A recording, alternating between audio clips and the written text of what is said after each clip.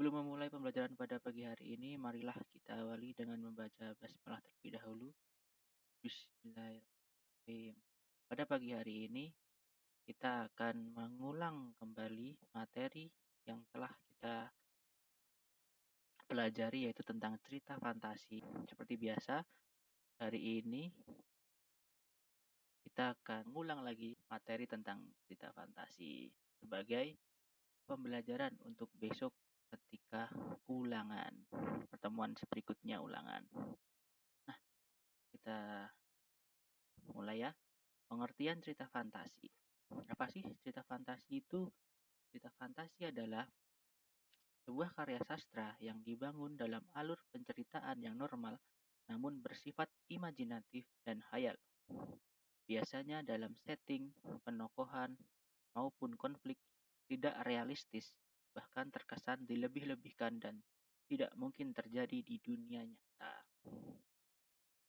Nah, untuk lebih memudahkan mengingat definisi dari cerita fantasi, Bapak sudah menyiapkan kata kunci. Nah, di sini yang pertama kata kuncinya yaitu adalah peristiwa. Kemudian kata kunci kedua yaitu alur cerita. Yang ketiga imajinatif dan yang keempat khayalan. Jadi, definisi dari cerita fantasi secara mudah dapat diartikan sebagai gambaran sebuah peristiwa yang memiliki alur cerita yang bersifat imajinatif, penulis dan hanya khayalan dan tidak nyata yang dituangkan dalam sebuah cerita. Nah, lanjut ke ciri-ciri cerita fantasi.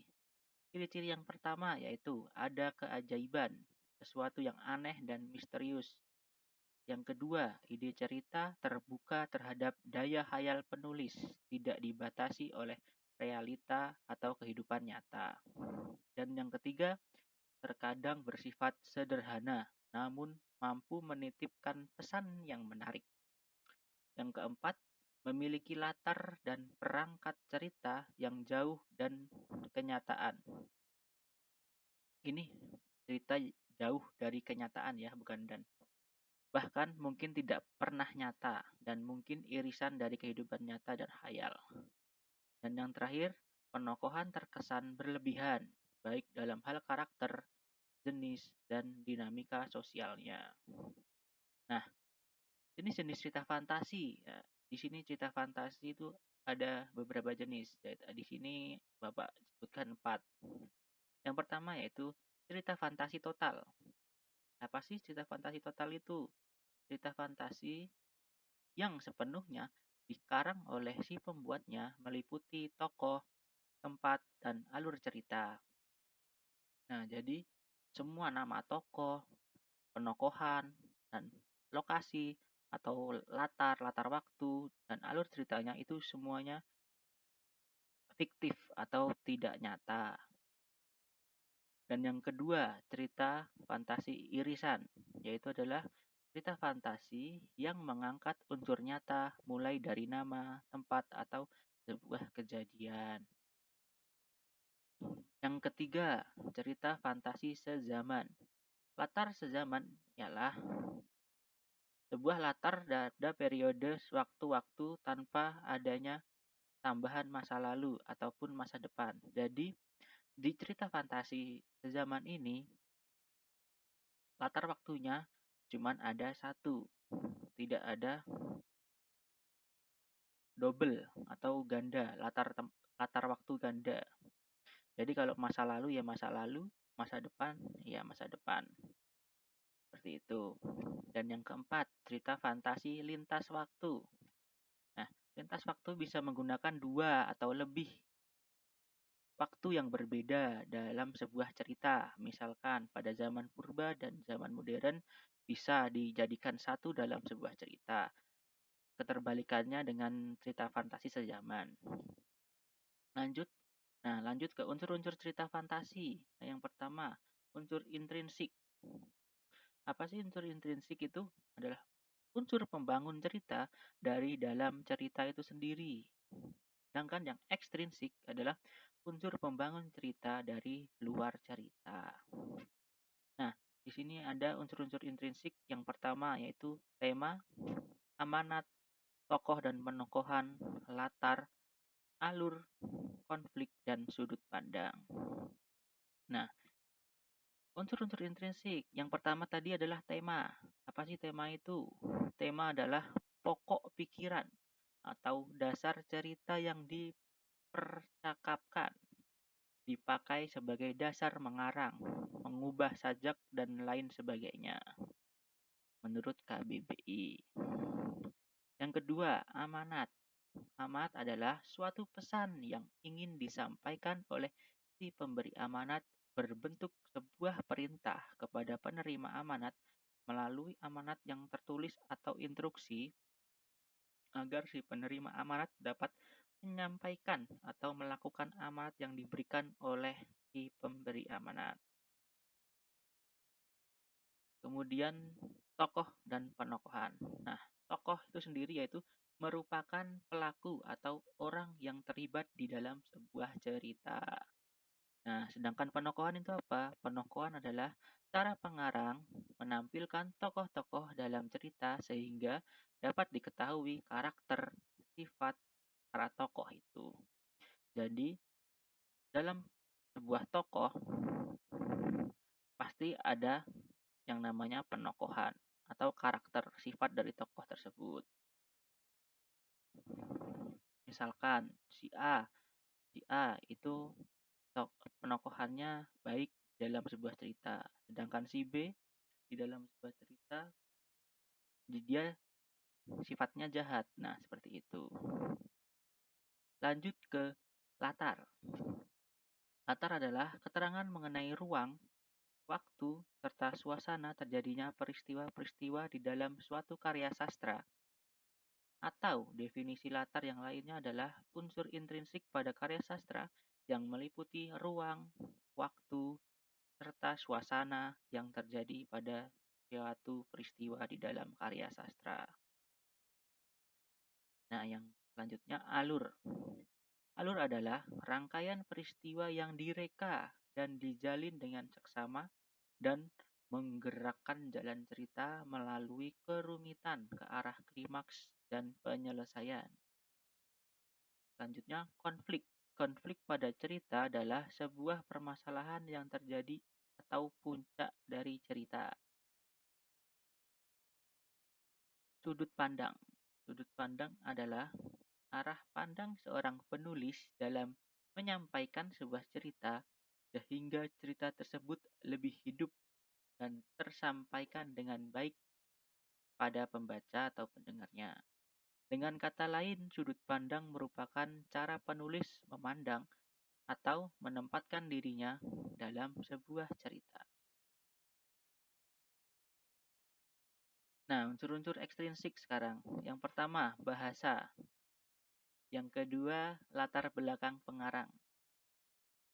Yang ketiga, nilai-nilai yang terkandung dalam cerita fantasi.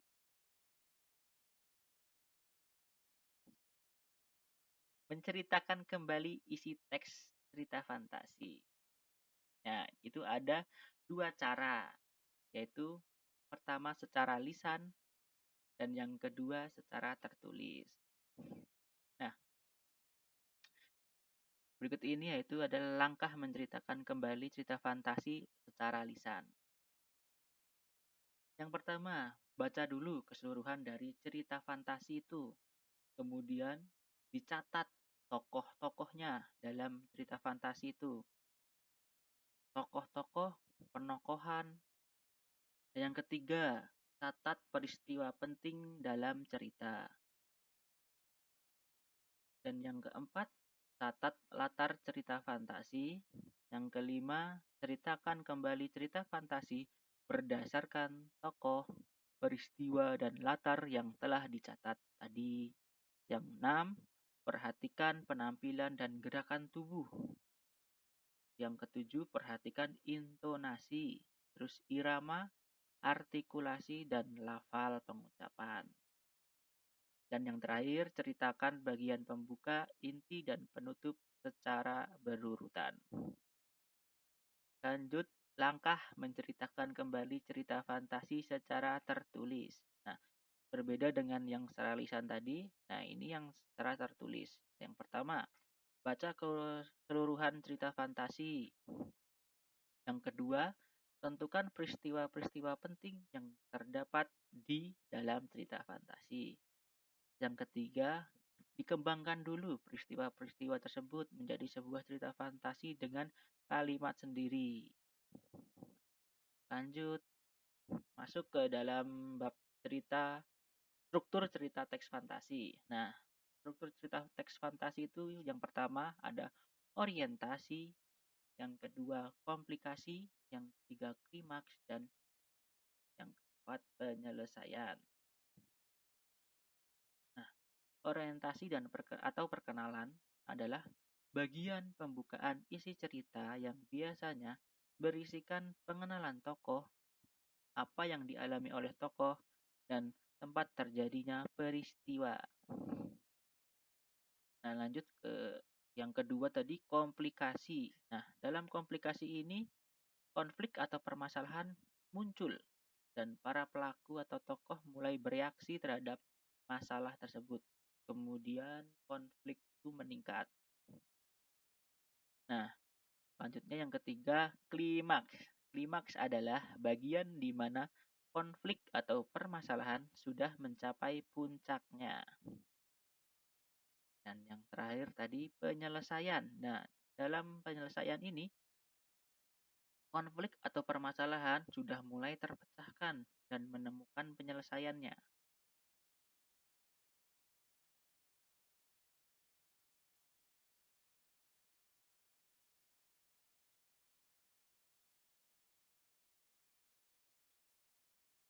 Nah, kita lanjut ke unsur kebahasaan teks cerita fantasi. Maaf kalau di sini kepotong. Jadi yang pertama, penggunaan kata ganti. Yang kedua, kata yang mencerap panca indera untuk mendeskripsikan latar. Yang ketiga, pilihan kata dengan makna kias dan makna khusus. Yang selanjutnya, yang keempat, kata sambung penanda urutan waktu. Yang kelima, penggunaan kata atau ungkapan keterkejutan. Dan yang terakhir, penggunaan dialog atau kalimat langsung dalam cerita. Nah, lanjut aja langsung ke kata ganti. Nah, pengertian kata ganti itu adalah kata yang digunakan sebagai pengganti subjek atau objek yang berupa orang dan benda. Nah, jenis-jenis kata ganti itu ada 5. Yang pertama, kata ganti orang. Nah, kata ganti orang itu sendiri terbagi lagi menjadi 6. Nah, yang pertama yaitu kata ganti orang pertama tunggal, kata ganti yang kedua kata ganti orang pertama jamak, yang ketiga kata ganti orang kedua tunggal, dan yang keempat kata ganti orang kedua jamak, yang kelima kata ganti orang ketiga tunggal, dan yang keenam kata ganti orang ketiga jamak. Nah, yang selanjutnya kata ganti kepemilikan. Kemudian yang ketiga kata ganti penunjuk, yang keempat kata ganti penanya, dan yang kelima kata ganti penghubung. Mari kita definisikan satu persatu. Nah, kata ganti orang pertama tunggal. Kata ganti orang pertama tunggal merupakan kata ganti untuk penulis yang terlibat sebagai pelaku utama dalam kalimat. Contoh dari kata ganti orang pertama tunggal diantaranya kata aku dan saya. Contoh dalam kalimat seperti berikut. Saya adalah seorang santri. Yang kedua, menggunakan kata aku. Aku akan pulang sebentar lagi. Yang kedua ini ya tadi kata ganti orang pertama jamak. Nah, kata ganti orang pertama jamak merupakan kata ganti penulis atau pembicara yang terlibat sebagai pelaku utama lebih dari satu orang. Diingat, beda dengan yang tadi. Kalau yang ini lebih dari satu orang dalam sebuah cerita. Contoh kata ganti orang pertama jamak yaitu adalah menggunakan kata kita dan kami. Contohnya dalam kalimat seperti ini. Kita akan segera berangkat ke Surabaya. Dan yang kedua ini, kami telah berusaha menghalanginya. Lanjut ke kata ganti orang kedua tunggal. Nah, kata ganti orang kedua tunggal merupakan kata ganti yang dimaksudkan untuk lawan bicara atau orang lain. Satu orang saja. Yang terlibat langsung dengan penulis atau pembicara dalam sebuah kalimat. Contoh kata ganti orang kedua tunggal, yakni adalah kamu atau Anda. Nah, contohnya dalam sebuah kalimat, kamu memang hebat. Dan selanjutnya, yang kedua ini menggunakan kata Anda. Anda terlihat tampan mengenakan kemeja hitam itu.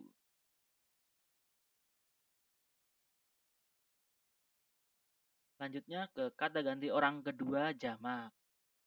Kata ganti orang kedua jamak merupakan kata ganti yang ditujukan kepada lawan bicara lebih dari satu orang yang terlibat langsung dengan penulis atau pembicara dalam sebuah kalimat. Contoh kan kata ganti orang kedua jamak yaitu kalian, kata kalian. Contoh dalam sebuah kalimat seperti ini. Kalian semua adalah sahabat terbaikku. Jadi kalian itu lebih dari dua, lebih dari satu. Selanjutnya, kata ganti orang ketiga tunggal, yang merupakan kata ganti yang ditujukan untuk orang lain, bukan lawan bicara yang tidak, diingat ya, yang tidak terlibat secara langsung terhadap penulis atau pengucap suatu kalimat. Satu orang. Contoh dari kata ganti orang ketiga tunggal diantaranya ia, dia, dan beliau. Nah, contoh dalam kalimatnya seperti ini. Ia merupakan juara di kelasnya. Kemudian, dia hidup seorang diri. Menggunakan kata beliau, yaitu beliau adalah guru yang bijaksana. Lanjut ke kata ganti orang ketiga jamak. Nah, kata ganti orang ketiga jamak ini merupakan kata ganti yang ditujukan untuk orang lain yang bukan lawan bicara, yang terlibat langsung dengan penulis atau pengucap kalimat lebih dari satu orang. Contoh, kata ganti orang ketiga jamak ini salah ya, bukan tunggal tapi jamak, yaitu mereka. Contoh dalam kalimat seperti ini. Mereka pergi ke Bandung malam ini. Lanjut ke kata ganti yang kedua ini tadi, kata ganti kepemilikan. Nah, kata ganti kepemilikan merupakan kata ganti yang menggunakan untuk menggantikan posisi benda yang dimiliki seseorang. Kata ganti kepemilikan memiliki aturan dalam penggunaan kata ganti kepemilikan. Jadi seperti berikut. Contohnya seperti ini. Kata benda yang dimiliki orang pertama tunggal berubah menjadi kata benda atau kata kepunyaan ditambah ku. Contoh dalam sebuah kalimat. Sayalah pemilik mobil itu. Nah, maka dengan penggunaan kata ganti kepemilikan, kalimat tersebut dapat dirubah menjadi mobilku atau mobil itu milikku. Kemudian yang kedua, kata benda yang dimiliki orang kedua tunggal berubah menjadi kata benda atau kata kepunyaan ditambah mu. Seperti ini contohnya, kamu adalah pemilik mobil merah itu. Di sini kamu ya, menggunakan kata kamu. Dengan penggunaan kata ganti kepemilikan, kalimat tersebut dapat dirubah menjadi mobil merahmu atau mobil merah itu milikmu. Nah, seperti itu. Lanjut, kata benda yang dimiliki orang ketiga tunggal berubah menjadi kata benda atau kata kepunyaan plusnya. Jadi contohnya seperti tadi, sama kalimatnya sama, cuman ini di kata awal jadi dia diganti dengan dia. Nah, di sini jadi kalimatnya dapat dirubah, itu mobil merahnya atau mobil merah itu miliknya. Seperti itu. Lanjut ke kata ganti penunjuk. Kata ganti penunjuk merupakan kata ganti yang dipergunakan untuk menggantikan posisi kata benda yang ditunjuk dalam kalimat. Kata ganti penunjuk digunakan untuk menunjukkan sesuatu baik benda maupun tempat tertentu. Kata ganti petunjuk yang sering digunakan yaitu sebagai berikut. Yang pertama, kata ganti penunjuk umum. Contoh katanya yaitu adalah ini dan itu. Nah, ini dan itu. Contoh dalam kalimat, ini mobilku, terus itu motorku. Dah, kan? Lanjut yang kedua, kata ganti penunjuk tempat. Contohnya, sini ya, bisa jadi di sini, ke sini, dan lainnya. Dan sana, di sana, ke sana, dari sana. Contoh dalam kalimat, Ilham tadi sore ke sini. Aku juga mau pergi ke sana. Yang ketiga yaitu kata ganti penunjuk perihal. Contoh katanya yaitu adalah begini dan begitu. Contoh dalam kalimat, kalau begini jadinya aku tak akan datang. Yang kedua yaitu aku baru tahu dia begitu selama ini di belakangku. Lanjut ke kata ganti penanya. Kata ganti penanya merupakan kata ganti yang digunakan untuk menanyakan orang, benda, waktu, tempat, dan keadaan. Berikut ini beberapa kata ganti penanya, di antaranya. Yang pertama, penanya orang atau benda. Seperti apa, siapa, yang mana. Contoh dalam kalimatnya seperti ini. Apa yang saat ini kamu kerjakan? Yang kedua, siapa nama pamanmu? Yang ketiga, yang mana lemariku? Jadi yang ditanyakan itu adalah orang atau benda. Bisa menggunakan tadi kata apa, siapa, dan yang mana.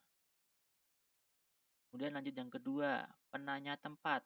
Seperti menggunakan kata di mana, dari mana, dan kemana. Bisa dilihat contohnya seperti ini. Di mana kamu sekarang? Dari mana saja kamu?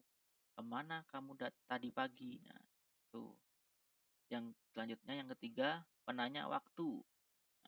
Kapan? Atau dalam kalimatnya, kapan kamu pergi ke Yogyakarta? Selanjutnya, kata ganti penghubung atau konjungsi.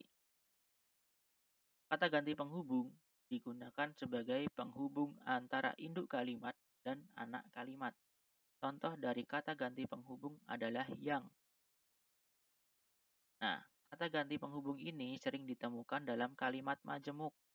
Hal ini dikarenakan dalam kalimat majemuk diperlukan suatu kata penghubung atau konjungsi untuk menghubungkan induk kalimat dengan anak kalimat. Nah, contohnya seperti ini. Rumah yang berwarna hijau itu selalu ramai oleh anak-anak. Dan kalimat yang kedua, ibu membuat masakan yang lezat. Jadi terdapat sebuah konjungsi di sini. Lanjutnya ke unsur kebahasaan teks cerita fantasi yang kedua, yaitu kata yang mencerap panca indera untuk mendeskripsikan latar. Nah, penggunaan kata yang mencerap panca indera untuk mendeskripsikan latar, yaitu latar tempat, latar waktu, dan latar suasana. Nah, di sini contoh mendeskripsikan latar tempat. 3 rumah bergaya kerucut menyambut mataku. Emas dan berlian bertaburan di dinding rumah itu. Nah, Di sini jelas ya, di sini mendeskripsikan sebuah latar tempat, yaitu 3 rumah bergaya kerucut. Selanjutnya contoh yang kedua, laboratorium berantakan. Semua peralatan pecah. Nah, di sini juga sudah jelas latar tempatnya yaitu berada di laboratorium yang berantakan. Nah, lanjut ke contoh deskripsi latar suasana. Kalimatnya seperti ini.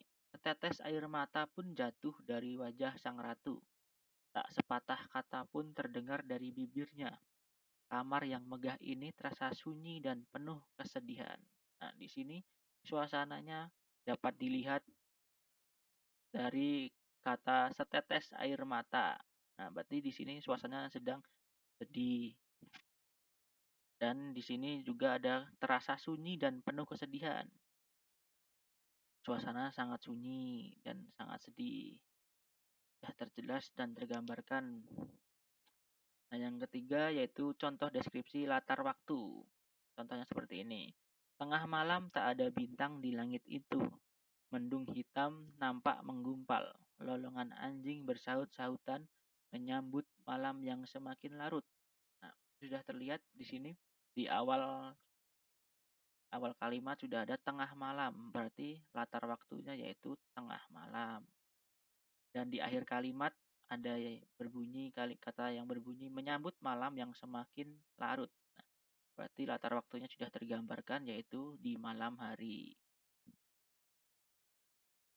Lanjut ke unsur kebahasaan teks cerita fantasi yang ketiga. Nah, pilihan kata dengan makna kias dan makna khusus. Nah, di sini makna kias adalah kata yang digunakan tidak mengandung makna yang sebenarnya, tetapi hanya kiasan atau sebuah perumpamaan saja. Contoh kalimat seperti ini. Langkah seribunya penuh dengan keberanian.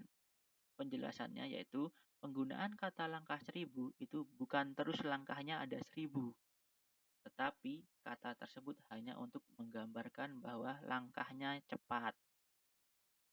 Seperti itu. Lanjut ke unsur kebahasaan teks fantasi yang keempat, yaitu kata sambung penanda urutan waktu. Nah, kata sambung urutan waktu setelah itu, kemudian, sementara itu, bersamaan dengan itu, tiba-tiba, ketika, sebelum, dan sebagainya. Nah, penggunaan kata sambung urutan waktu untuk menandakan datangnya tokoh lain atau perubahan latar, baik latar suasana, waktu, dan tempat. Contoh kalimatnya seperti ini. Yang pertama, setelah buku terbuka, aku terseret pada masa lampau. Nah, yang kedua, 2 tahun kemudian, Marta telah pergi dari rumah. Atau di sini, dan bertemu dengan Tatao. Lanjut ke unsur kebahasaan teks cerita fantasi yang kelima, yaitu penggunaan kata atau ungkapan keterkejutan. Nah, penggunaan kata atau ungkapan keterkejutan berfungsi untuk menggerakkan cerita atau memulai sebuah masalah. Contohnya, katanya tiba-tiba seorang alien yang berukuran lebih besar datang. Dengan kata tiba-tiba ini seolah-olah terkejut dengan kedatangan alien yang berukuran lebih besar. Nah, yang kedua, contoh kedua, tanpa diduga, buku terjatuh dan halaman terbuka menyeret Nabila pada dunia lain. Nah, di sini dengan kata tanpa diduga, seolah-olah terkejut, bukunya terjatuh dan tiba-tiba halaman terbuka menyeret si tokoh yaitu Nabila ke dalam dunia lain. Nah, unsur kebahasaan teks cerita fantasi yang keenam, yaitu penggunaan dialog atau kalimat langsung dalam cerita. Penggunaan dialog atau kalimat langsung, ciri-ciri kalimat langsung di dalam cerita biasanya terdapat tanda petik 2 seperti ini. Contohnya, yang A, Ini ada petik, kemudian kalimatnya, terus dipetik, petik lagi, petik 2, kemudian si tokoh menjawab agak terbata-bata. Jadi seperti ini, "Saya berusaha menjadi juara kelas dengan belajar tiap hari." Ardi menjawab agak terbata-bata. Nah, seperti itu contoh kalimat langsung.